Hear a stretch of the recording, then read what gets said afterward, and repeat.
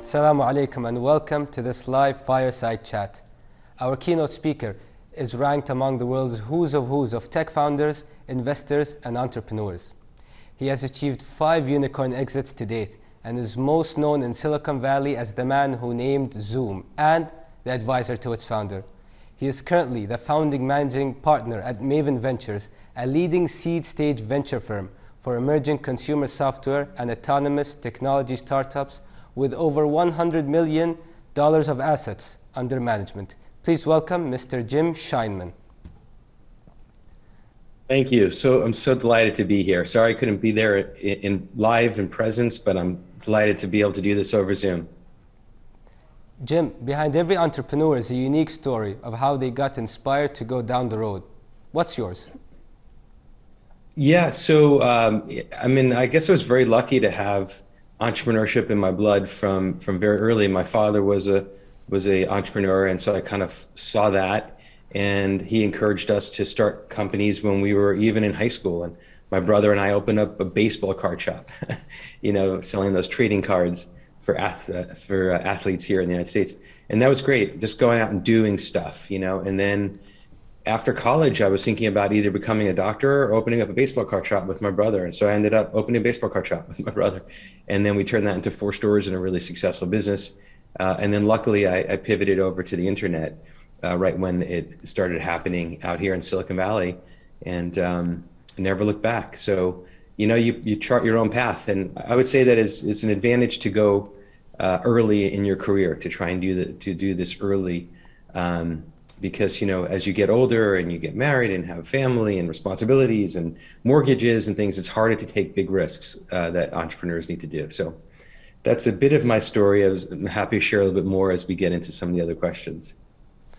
Jim, tell us about the startups you worked with earlier in your career and what stands out to you now as you look back at your beginnings. Well, I was really fortunate to have worked with a lot of really interesting startups back in the Web 1.0 days, and in the late 90s, early 2000. One of them was a small company called Snap that was building a search engine. This is before Google, and we had a very similar technology, and it was really quite successful. And I was actually, at the time, I had gone to law school, became a lawyer, realized I didn't like being a lawyer, so I jumped back ship to being in business, and I became the head of business development at Snap, and we grew that business really quickly. And NBC, the television station, bought us, and in 1999 we went public. It was a $6 billion IPO. It was my first unicorn. And unfortunately, I don't know if many of your the attendees remember this, but there was that boom and bust. So within 6 months, these companies that were billions of dollars went to almost nothing. Some went to zero. And NBCI was one of them. We went from 6 billion to $500 million almost overnight. So a lot of lessons learned in that experience. But it was incredible. It was so fun. I was part of an NBC television station, their internet division. We were the 5th largest website in the world. It was incredible. And then from there, I joined Friendster, which was the very first social network. Maybe some of you remember, before Facebook existed, before Instagram, before Twitter, Snapchat, there was Facebook, Friendster. And Friendster was the first social network. And we knew that we had this $1 trillion idea. Unfortunately, we also had some really hard issues to solve, and we couldn't get the site working. And, we had millions of people using it and complaining that it was so slow, and there were a lot of technical issues. And unfortunately, while Friendster became slow, Facebook took over, and I don't know if you remember, MySpace took over, and I left and helped start a company called Bebo, which became the largest social network in Europe. And fortunately for us, Bebo was a very, very big success. We sold it to AOL for almost $1 billion in just 2.5 years. So it was my second unicorn. So I have lots of fun stories, but early on, those were kind of the really fun, iconic companies that I was involved with as an entrepreneur and executive and founder. Jim, you mentioned Friendster. The social media platforms have came a long way since then. How do you see the social media landscape as it stands today? And where do you think things are headed in the future? I'm happy to talk about. There's a lot in the press about this. A lot of people, are really concerned about what's happening at places like Facebook and Instagram with the amount of control that they have. And by the way, I don't know if I'm happy to take questions from your audience if they have any, while we're having this conversation. We have a lot of great questions that we're going to go over, but if people want to dig into anything that I've sort of touched on anymore, they could certainly, put it in the chat or the Q&A or however you guys want to do that. But, look, one of the amazing things of companies like Facebook is Mark Zuckerberg accomplished his goal. I met him, when I was at Friendster. We tried to buy Facebook because we saw how powerful they were in the college market.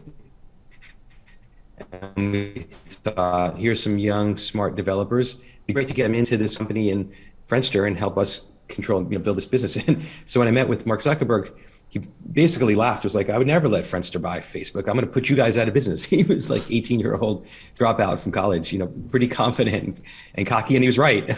So all more power to him. But one of the lessons I learned from that conversation with him that I take with me as a venture investor and all the companies I work with is, Mark from the very beginning had a vision worth fighting for. And this is sort of language that I've come up with. He knew that the power of social networking was potentially the ability to connect the world and make the world a smaller place and get people to learn and know each other and make this a more peaceful society globally. And that was amazing and almost like laughable back then, because you're like, really, we have a couple million people on Friendster. We could connect billions of people. Maybe, wow, that's a big. But he really believed that, and he had written it down in his little blue book. And I saw it, and I was like, wow, I probably should go work with him. Ended up, not doing that, working with Bebo and trying to connect the European world, and we were successful there. But he really had this massive vision, and honestly, he succeeded. He's got billions of people connected, and has done incredibly great things in this world. And also, as we're now seeing, some really scary things. And I think this is going to be the future dilemma of social media and social networking. How do we help these companies? How does the government help these companies? How does society help these companies do more of the right thing and less of the wrong thing? And, stopping hate speech and stopping, violence from happening, and the things we're reading about on Instagram with young girls, getting eating disorders because they're reading this stuff and getting depressed. There are ways to solve against this. And I'm not, saying anything that you can't read about. The whistleblowers have been talking about. I'm still a fan of social media. I'm still a fan of the positive and the power that this has done. And the reality is it's not going away. So what we need to do is figure out how to make that more positive and get rid of all the negative stuff as much as we can that we're seeing developing. So, that's where we are today. The future is going to change. And that's why, Facebook is talking about the metaverse, and we could talk about that later. But, I think I'll leave it at that. And again, happy to answer any more questions specifically on that if people had any. Jim, I'll get back to metaverse. First you talked about Google, then you talked about Facebook. How did it feel like when you were locking horns with these tech giants? Looking back now, years on, what would you have done differently? Well, I don't know if I would have done anything differently. I think, look, the reality is, this is really a powerful opportunity for folks who are, listening and in your audience.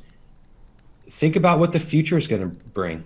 Do you believe that the metaverse is real? Do you believe that people are going to be wearing headsets or glasses or some other way becoming connected in a more powerful virtual way? By the way, I do believe that. We invested in a company called Altspace back in 2014, which was the first VR social network.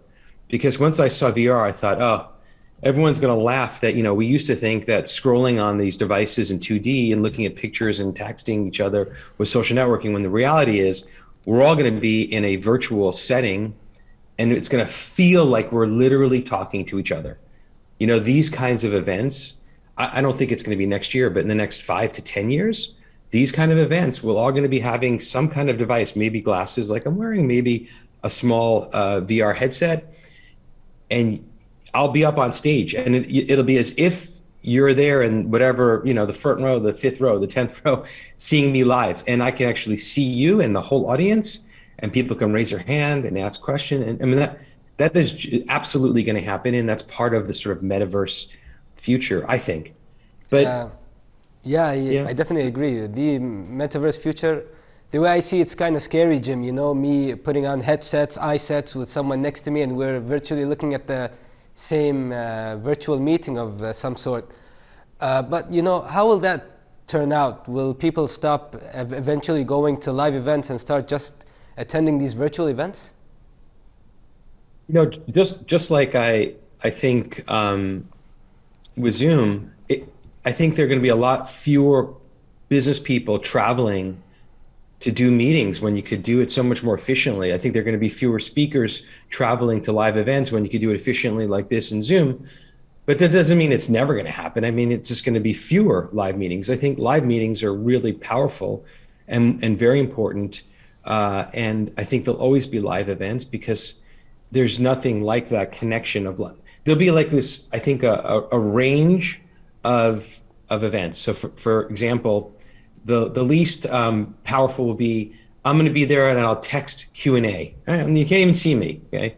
Then there's going to be a Zoom event, which is amazing quality. And we'll talk about Zoom coming up in our conversation, because it's obviously a company that's really dear to me. And but I think Zoom has changed the world. Like we can do these events now, and it feels like we're not quite there, but it's good enough. It's really good. Like, especially for business meetings, all of my first meetings with entrepreneurs now are on Zoom. I meet with people from all over the world, and I do a 20-minute Zoom meeting. And then if I really like the company, I'll meet them again for an hour on Zoom. And then I really like them. Sometimes I'll meet them in person. Sometimes I won't.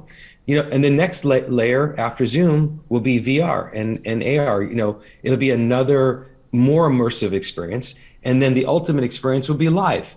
And each one of those comes with costs, right? The texting is almost no cost. The Zoom is a little bit of cost, but it's still really quite cheap, right? It's free for a lot of people, and it's really inexpensive on the enterprise side. And then VR headsets are going to be even more costly. Eventually, they won't be that costly. And obviously, a live event will be even more costly, right? You have to fly there and make more of an effort. But each one of those, you'll have to decide for your events or for your meetings, where is it worth putting the effort in and the cost? That's the future. Like, it's so clear to me, right? And then it's just a matter of when.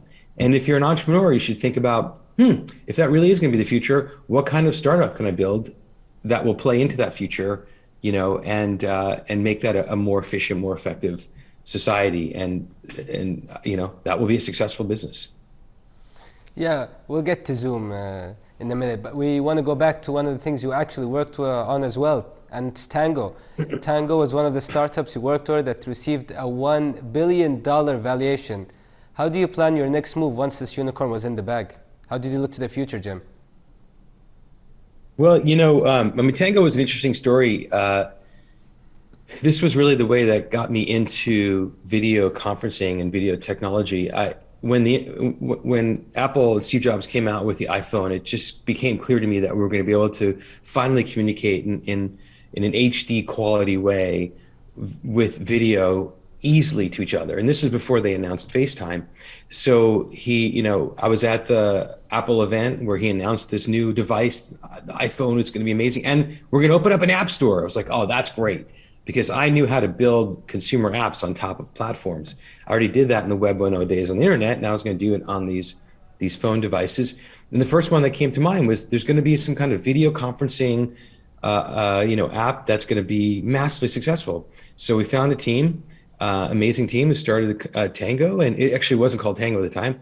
In that case, I came up with the name of the company and the initial go-to-market strategy.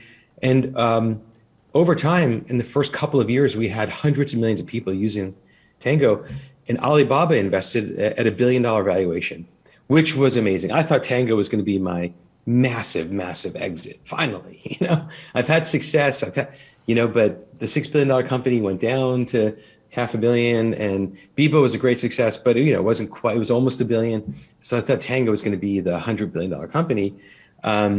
Interestingly, and this is a lesson for your entrepreneurs, sometimes when you raise that much money that quickly, it's not a good thing. Having $100 million at their disposal became quite distracting for the CEO and the team. And they started doing all these experiments, started hiring all these people, and kind of forgetting about the core value proposition of having HD quality video. And unfortunately for Tango, it kind of went sideways for a long time, and the valuation went down dramatically. And then, luckily they've come back and they've kind of focused on live streaming and e-commerce, and it's doing well again. And maybe one day it will be that $1 billion exit that we were hoping about. But the beauty of the Tango story for me is it introduced me to the founder and CEO of Zoom. And I don't know if maybe we should, we'll get into the Zoom story if that's okay. Yeah, we will. But you talked about these unicorn exits, Jim, and making money at the end. But what keeps you hungry? What keeps you going back? What urges you to keep getting back and giving back to the societies and communities? Yeah, and that's a really good question. For me, it was very clear after I had experienced 7 startups as a founder executive and some massive successes, and some really big failures, what I kind of fell into investing. I was recruited after Bebo into CRV. It's a big Silicon Valley venture firm. They have $400 million funds, probably billions of dollars under management. And they wanted me to help them do their social consumer deals. And the first deal I helped them do was Twitter. And I realized, wow, I'm not, I was pretty good as an entrepreneur, but I think I'm really good as an investor because I know this space. I know people, I know the markets. And what I really learned about myself was I love being a mentor coach. When you're working as a founder and or as an executive in a company, you have some mentor coaching ability of your job, but mostly you're executing, you're getting stuff done, you're myopically focused on one company. Here, I looked at these VCs and like, wow, really what they do is they kind of think about the future, predict the future, meet great people, talented technical founders, help them achieve their vision worth fighting for. You're really consulting, coaching them along the way. And I was like, I think I'm be pretty good at that. And what I really loved about it is I could do more than just one company at a time. I could invest in 2, 3, or 4 companies any given year and help these founders be successful. And that's really what drives me, is thinking about the future. These software companies are going to make the world a better place, working with incredibly talented and coachable founders that have a vision worth fighting for. And if I can help them achieve that goal, we're all going to make money, and that's great. I don't need to do that anymore. What I really love is that we're also going to hopefully bring something positive into this world that makes lives for hundreds of millions or billions of people better. That's pretty cool. If you could do that and make a lot of money, that's pretty amazing, and help other people along the way. So that's what keeps me going today. And as long as I have excitement about future ideas and where the future of the world is going, and we'll talk about some of those ideas I have.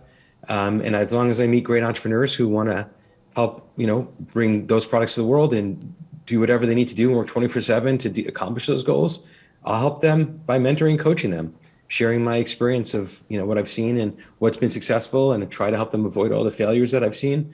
And fortunately, so far so good. We've got 5 unicorns, and going to be flying out to New York actually later today for our 6th unicorn. 6th IPO is a company called Embark, which will be traded on NASDAQ on Thursday, a self-driving trucks company. Jim, so you enjoy coaching, you enjoy mentoring, and you mentored a dozen of founders, I guess. What characteristics do these founders have in common that makes them succeed? So we actually thought about that question when we started Maven 2008, and we wrote them down because it's a checklist, a filtered checklist that we go through every time we make an investment. And sometimes founders have all 7 of the characteristics that we look for, but often they don't have all of them, which is fine. And there's like a priority of list. I'll mention a bunch of them here, and we actually blog about this on our Maven Ventures blog. So you can go to mavenventures.com and search up our blog on the characteristics and traits that we look for in founders. First of all, one of the things that we look for is, because we're investing in technical software companies, we want to make sure that the founders, at least one of them, is a strong technical founder. Okay. And even better, like one of them is building the product. I mean, this is one of the things I learned from Facebook. Mark Zuckerberg was coding the product. He wasn't the best engineer in the world, but he was a very good engineer. His co-founder, Dustin, was an even better engineer. They were able to attract incredible engineers, software engineers, early on to help scale this company. And that's one of the things that like people think, oh, it's a software consumer play. You don't really need technical. No, you really need very strong technical founders, because if you're successful, and that's one of the lessons learned, plan for success, you have to have really great technical founders to scale these businesses, like Zoom, right? Zoom could have failed. I mean, during the pandemic, we went from zero to, from like tens of millions of people to 400, 500 million people using the product. Most companies would fail, right? Zoom didn't fail because it was great technical leadership, great technical team, right, from the beginning. So we look for technical leadership. We look for people who have passion about what they're building. Sometimes founders get lucky and they fall into something. They hear about something, and most of the time though, great founders have like had this burning desire. They were working at a company and they saw something that just really bothered them. They wanted to do something better.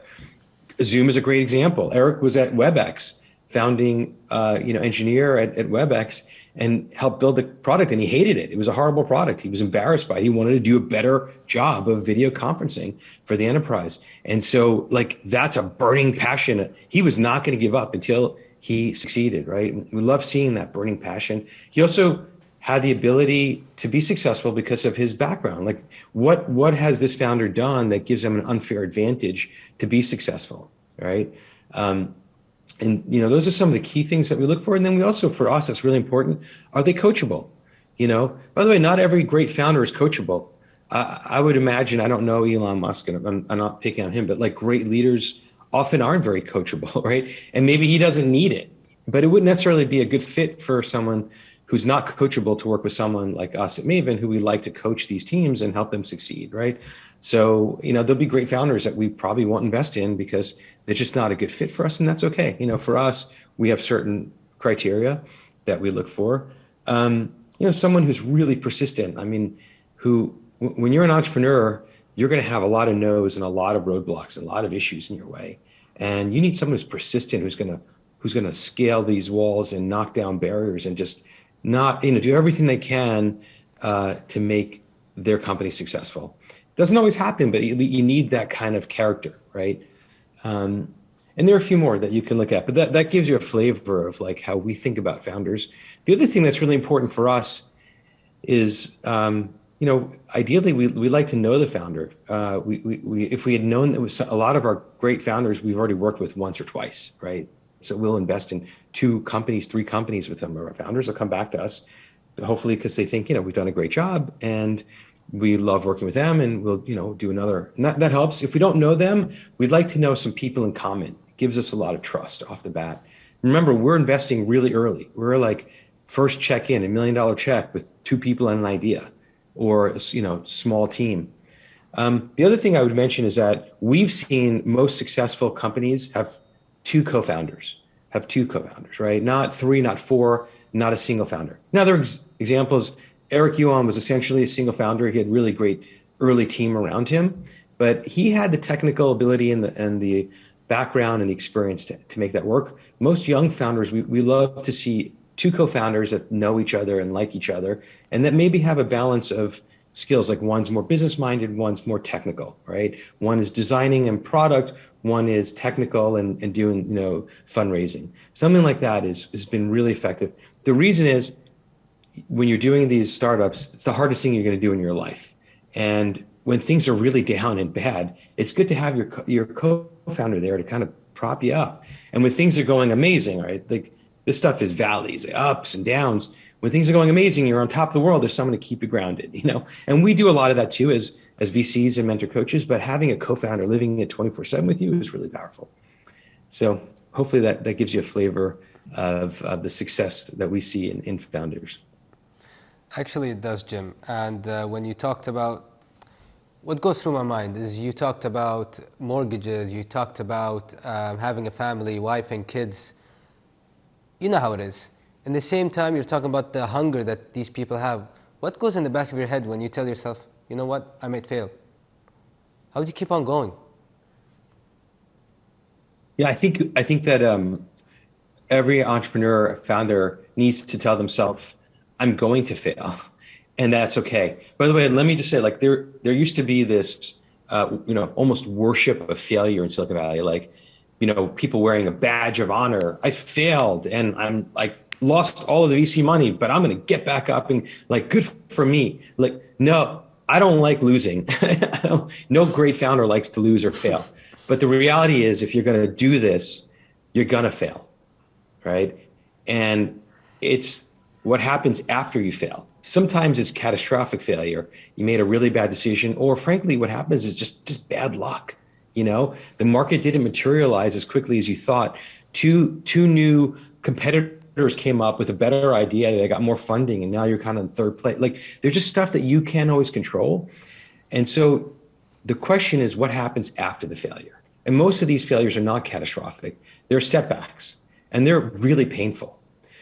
But, from failure often comes the greatest success. And I mean, that has happened with me. As I look back over my career, I've had 7 different types of jobs, or 7 different careers over the last 30 plus years. And the ultimate the 7th one is venture, right? But I didn't start out thinking I'm going to be a VC. That was never even in my thought process. I didn't, even necessarily think I was going to be like a technical or part of a technical co-founding team in, technology Silicon Valley startups. I just kept doing what I thought was going to be the right thing for me, that I was passionate about, that got me excited. I woke up every day, and that I was really, proud to bring to the world. And those kind of North Star metrics kept me going. And, look, after NBCI, I told you about that failure. We went from 6 billion to $500 million. It wasn't my fault, but the whole internet thing crashed, and half of the team that I worked with, I managed 50 people, more than half, probably 2/3, quit tech forever. They're just like, I'm done. And I actually did, a couple of us didn't. We're like, okay, well, I still think the internet's going to be massive. It's just, we got ahead of ourselves. And that led to Friendster. And then Friendster was going to be the massive $1 trillion company that should have been. And that was a massive failure. I learned more in the failure of Friendster than I ever did in any success, right? I learned about the kind of team that you need to be with to succeed in these companies, and what you need to do to succeed. And just by looking at all the things that we did wrong, unfortunately, and it wasn't our fault. We were pioneers. There wasn't a social network before. There was never a website that grew this fast. People learned from our mistakes, and I did too. And so I left to start Bebo. Like, Friendster led to Bebo. That was my first really massive success story. Incredible. Again, a lot of people after Friendster just gave up. They left, they're like, I'm done. I can't believe, I'm so sick of, but I didn't, I was lucky. I had that persistence, and I had the vision that, Friendster was a hiccup, and that the social networking thing is for real. And I got to find the right team and the right product for me to work on to be successful. And I mean, the story goes on, and like Tango, but for Tango, I never would have met Eric Yuan at Zoom. And I'll tell that story really briefly. Eric Yuan was an investor in Tango, and he met me at a board meeting, came up to me and said, I love how you named the company. I love how you work with the founder. I'm thinking about starting a company and leaving WebEx. Would you come work with me? Would you be an investor and advisor? I'm like, great. And I met him through my cousin, Dan, who had known him at Cisco. Like, he was a known person, and Dan spoke really highly of him. And I thought, this is amazing. And, Zoom is by far my biggest success story. So, but for the failure, if you will, of Tango, never would have met, Zoom, my biggest success. So, I mean, again, there's story after story that failure does lead to success if you can figure out how you handle that failure, get back on the horse and keep going, and make sure that you've got your values in place and you follow your North Star, and it'll work out for you. Not all the time. There are people who do all that and do all the right thing, and they just don't get lucky. I mean, that's what I always tell entrepreneurs. There's a lot you can control, and there's a lot of things you can do right. But at the end of the day, half of this stuff is luck, and that stuff you can't control. And you can put yourself in position to get lucky, right? And when you see that opportunity, you've got to jump on it. Sometimes there are people who just work really hard and put everything into it, and they look back in 20 years and they've just been okay. They didn't have a big success story. But if they follow their North Star and they've worked on products and teams they love, they've had a successful career. So really, they did win. And I would say most people who are persistent and who are following their vision and passion are going to be successful. Jim, we'll get to Zoom now. You're most known as the guy who named the company Zoom. How did you come up with the name? And what role did you think that this played in terms of brand recognition? So, so I love the name. So I'll tell you the story, and I've written a blog about this too. You can find it. Just search where did Zoom come from? That's the name of the blog. And I actually got the name from this children's book called Zoom City. It was one of my kids' favorite books when they were very young. And I loved the name, and I thought to myself, I'm going to help name a company Zoom one day because it's just a great name. And then when I met Eric, and he was calling the company SASB, which was not a particularly great name. It was hard to spell. It was hard to say. I didn't think it was going to become a verb. And I had this vision that if Zoom is big enough, if we really could bring to the world HD quality video, that people are going to use this term as a verb, like Google me, like Google. And so I had to think about it. And Eric said, come up with 3 names. So I came up with 3 names. It was Airtime, Poppy, and Zoom. And, fortunately, he chose my favorite, Zoom, and the best of those 3. And it was based off of that kid's book. And, it was great. Everyone loved it. Like it was one of those words where it not only was like easy to say, easy to spell, it could become a verb. And it's amazing. Really, that is the story. And now today, 8 years later, it's like, zero. I mean, it's a word in global language, Zoom me. It means a video call me, right? And so that vision really played out, but it was thoughtful from the very beginning. And I will share one thing that happened early on. The lawyers at Zoom that he was getting advice from said, don't use Zoom. It's not going to be a word you can get trademarked, and the Zoom.com is owned by a big company. You're never going to be able to own that. And I told Eric, don't worry about that. And I was a former lawyer. I was like, don't worry about that. Because if you're successful and enough people know about this product, they'll just type in Google Zoom and they'll find us. And you know what? If we're really successful one day, we'll be able to afford Zoom.com. But we just launched with Zoom.us. He did not take the advice of his lawyers, took my advice, which was really brave. And I was so happy. And to finish that end of the story about the naming, right before the IPO, they ended up buying Zoom.com for a very reasonable amount of money, So it all worked out. And again, like great leaders have a vision and take risks. And, if you get lucky, things work out. Your company name could become a verb that everyone around the world uses one day. And Jim, as a digital communication platform at heart, Zoom's meteoric rise was turbocharged by the pandemic. What was the phase like behind the scenes for the company? Well, listen, I was at the IPO and it was insane. Like even from the IPO, the stock price just kept going up and up and up. And we were like, what is going on? And, we realized that, that Zoom had become a critical component to Fortune 500 companies and enterprise all over the world. And then, as you said, the pandemic hit and Zoom became a lifeline for hundreds of millions of people around the world. And I think I'm just going to pretty confident, like will be one day billions of people around the world. One of the things that we helped early on was some of the consumer features that you see in Zoom, like the free product, the 40-minute free product that's upsells. That's all consumer viral marketing stuff that Eric and his team, we helped them with, and they brought into the enterprise, which was fantastic. But this product was built so simply and beautifully that the consumers loved it. I don't know what the number is. Half the people that use Zoom, roughly, 30 to 50% are probably consumers, or small businesses, right? And then the pandemic hit, and it became even more.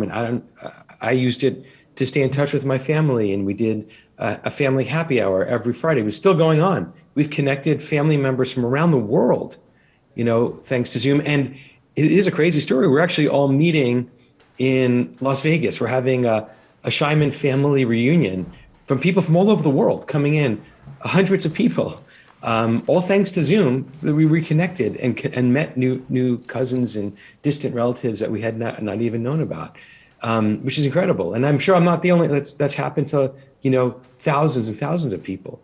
So it was a pretty insane time, though. Not only were people using it and enterprise were using it, Fortune 100 companies using it, but almost every single university and high school and college, and community college, and many elementary and middle school were using this product. And Zoom gave it away for free to the teachers and students so that they had a way to keep learning for the years during the pandemic. And that was challenging. I mean, thank goodness there were very few downtime. It's amazing. It's really a miraculous story. It just keeps working. I think that's what people say. Zoom, it just works. It's so easy to use. I just know how to use it. It just works. Now they're thinking about, well, we're the work from home solution or the work from anywhere solution, which is one of the future trends. What can we do that could improve the product even more? And they just announced the apps, which I'm not sure if you've seen, but it's brand new. And hopefully there are going to be thousands of amazing consumer and enterprise apps that are built on Zoom, just like on, these devices, the whole app store, right? It's brand new. It's just kind of getting going, and it's doing well so far. I think it's going to do incredibly well.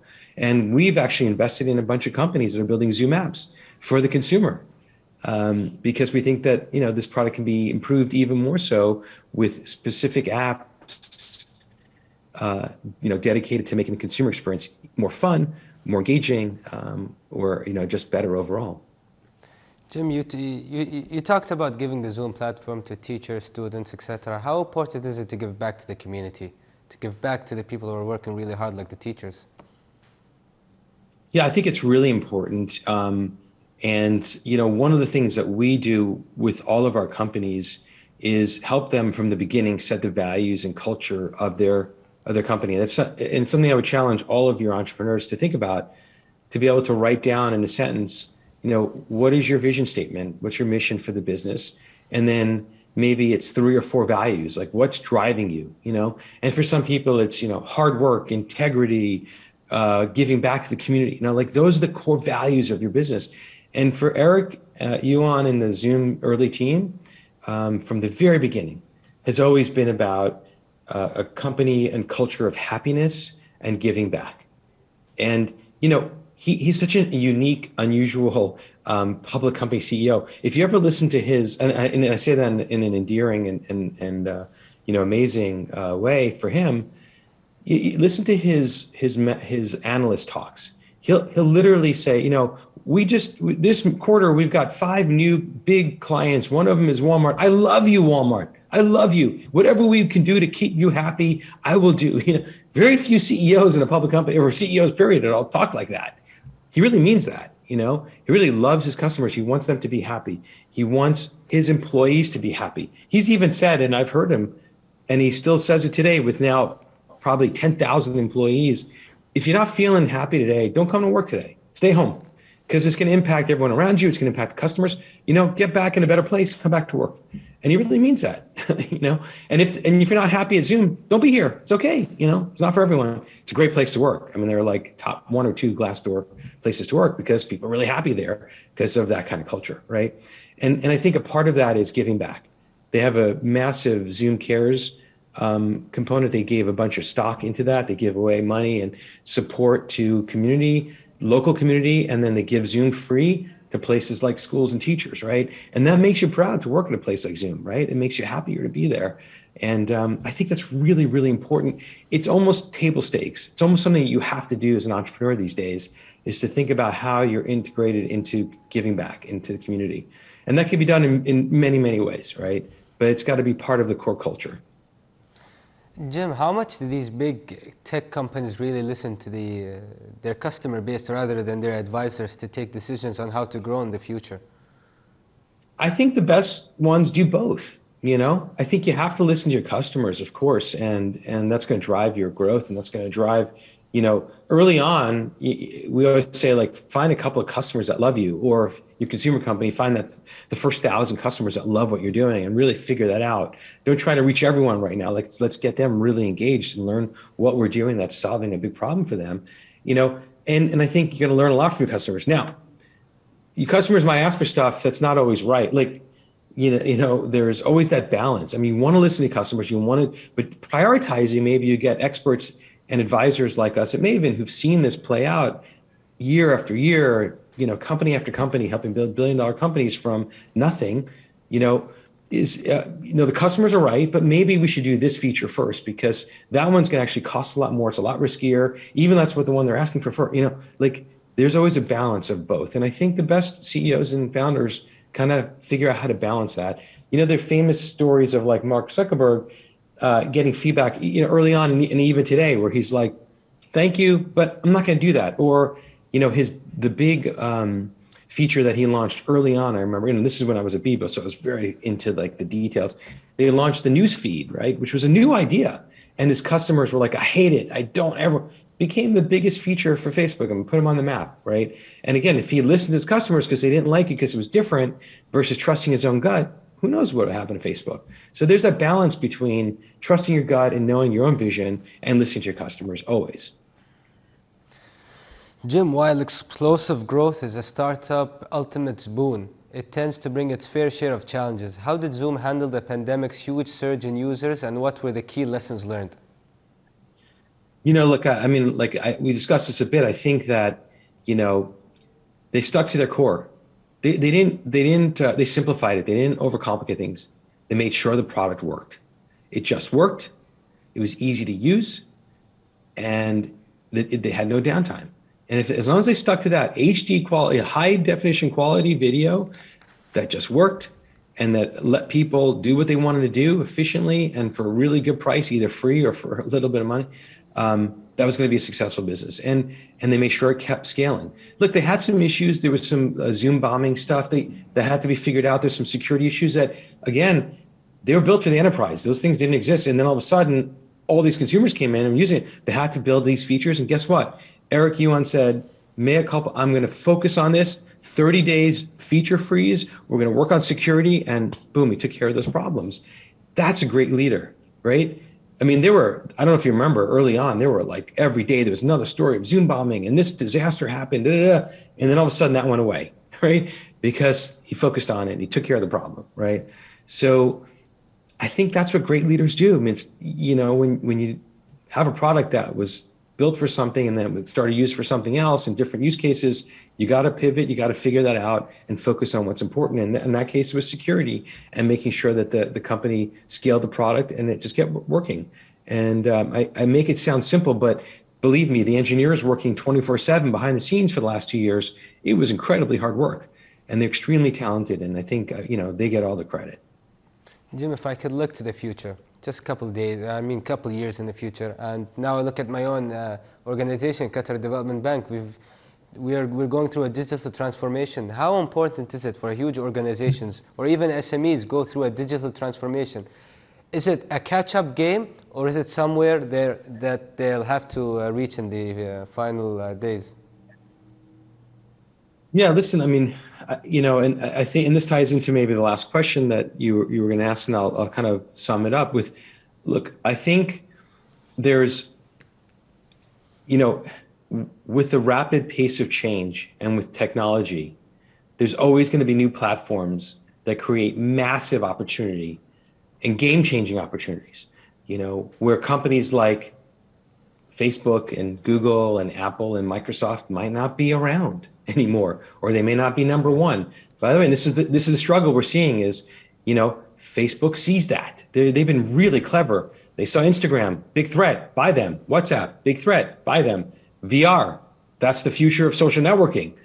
We're not only going to buy VR, they bought Oculus. We're going to change the name to Meta. We're going to own the metaverse, even though that's going to be 20 years from now.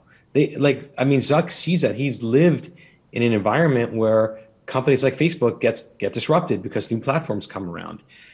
That's where opportunities for folks like you come in, right? You look at those new opportunities, you look for the new platforms, and then you see the future. You try to predict the future, not too far out, 5 years out, and you build for that. And I'll mention a few really exciting opportunities for you, for your entrepreneurs that really level the playing field, right? The metaverse is one of them. We talked about it, right? Build for that. Here's another one, I think, potentially the most exciting. Web3, right? Web3, crypto, NFTs, decentralized organizations, DAOs, right? That is ultimately the ultimate level of the playing field. This is saying with new technology, the blockchain technology, and Bitcoin and crypto, you don't need organizations like Facebook, centralized organizations with Mark Zuckerberg at top, to run social networks or to run the metaverse. Really, it could be you or me or anybody or all of us. There could be 1,000 CEOs of a company in a decentralized organization that each get a token, that each get to vote on the future of the organization. By the way, I'm not sure. There's a lot of problems with that. Is it possible to run $1 billion company with 1,000 CEOs? I don't know. Maybe, possibly, or maybe it's 100 CEOs and 1,000 people underneath them, right? But that levels the playing field. That changes. This is a new platform shift. The fact that there's Bitcoin and Ethereum levels the playing field from an economic standpoint, right? These are new technologies that are available to people in Qatar, as well as in Silicon Valley, as well as New York, and anyone could build on this, and anyone could become a billionaire with these technologies, especially if it's truly the future. So these disruptive technologies work from anywhere. Companies like Zoom are creating the opportunity for you to work from anywhere. Well, that really creates an opportunity for small countries to actually be much bigger, punch over their weight, if you will, than in the past, So, I think there's some incredible opportunities, and particularly for small nations, like Qatar. One of the things that you've seen that happens is look at what's going well, or copy big companies in the United States and do it for the Middle East, and tweak it, localize it for your community, right? That has happened over and over in India and China. You're seeing these multi-$100 million companies that have copied U.S. businesses and vice versa, that are doing incredibly well. Do the same thing. Those, if I were an entrepreneur, in Qatar, those are the things I'd be thinking about. Disruptive platforms, future technologies that level the playing field, things that you see working elsewhere that you could build specifically for the Middle East and your local communities. Those are all multi-billion-dollar potential ideas for you guys. We'll get back to that. So Jim, you have 5 unicorns to your name and a wealth of insider insights working with countless household tech brands. What are your biggest tips for entrepreneurs looking to sell their ideas to investors? Yeah, I think that the reality is most entrepreneurs don't do a good job of knowing their investors. Like, know who you're talking to, right? We specialize in early stage investments, right? So if you're doing a Series A or Series B or Series C round, don't come to us. Like, we do seed rounds. There are companies that don't do seed rounds. Don't go to them, go to them for the A and B round. So know your investors, right? Do research on them. See if they like the space you're investing in. Have they done anything similar? Is there a reason to believe that this partner would like to, learn more about what you're doing? And then the other thing I would advise is get to know them. Like, don't just you could do cold emails, and we answer some of those, many not, especially from outside Silicon Valley, but some we do. Most likely we'd take a meeting if you got introduced to us through someone that we trusted, that was a trusted known partner, a trusted VC, a trusted founder that we've invested in already. If they say, oh, these guys are great, they're brilliant technical entrepreneurs, they have a great idea. Okay, they're in Qatar, it's different for you, but like, hey, you should meet them because they're going to have a global business and you can help them. Great. We would take that meeting, right? So those are the things that you got to do. Like, work, hustle, learn about the founder, make sure they're the right good fit, the VCs, make sure they're the right good fit for you in the stage that you're looking to do, and get a warm intro. That would get you a leg up. Jim, with many years of backstage access to the tech world, which disruptive technology do you see dominating the scene in the future? And how can entrepreneurs ride this wave and take their good share of the pie? Yeah, and I think we talked about that. Like, again, I'll just mention, Web3, NFTs, DAOs. If you don't understand that language, I would urge all of the entrepreneurs to start reading right now. There are blogs. Chris Dixon from Andreessen writes a lot about that. And you go and you just kind of read and read and read. There are folks on Twitter who write. There's The Mirror, which is like a blogging service with for NFT, DAO, Web3. Learn about Web3. It's the future. We're starting to invest in it. We've done some. We have 2 companies we've already invested in. We're going to do more. It's the future. This is a game changer. The other thing that I'd mention, and maybe this will end on a positive note here, I think that entrepreneurs around the world can actually do some really incredible stuff with technology for the environment. Here's a global problem. This is something we all share. We all have to fix it. And especially the younger generation.